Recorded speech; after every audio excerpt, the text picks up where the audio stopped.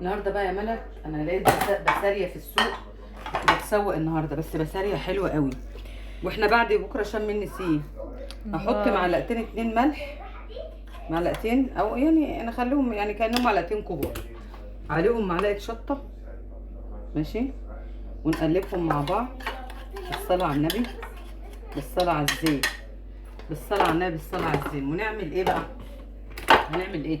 هناخد شويه نلخبطهم كده بالشوم كاننا بنحدق يا جماعه ايه يعني، بنخلي اكن يعني هنقليها.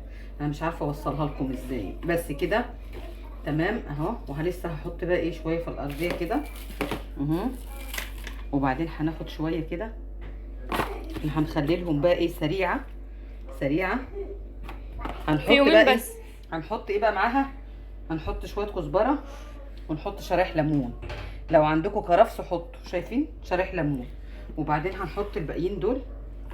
الله الله يا بنتي يا بوحه، والله العظيم يتاكلوا نيين، يتاكلوا نيين. هنحط برده شويه، صدقي الملح هيبقى زياده، كفايه كده، انا مش عايزاه مملح قوي اهو. مية مية كده زي فراخ الجمعيه. نحط بقى لهم زيت، ثانيه واحده عشان انا ايه اهو. وبعد بكره، بعد بكره تاكلوه بالصلاه على النبي، حاجه اخر جمال. وهنغطيه بقى زي ما هو كده اهو. بالغطا، وتاكلوا احلى سردين بسارية.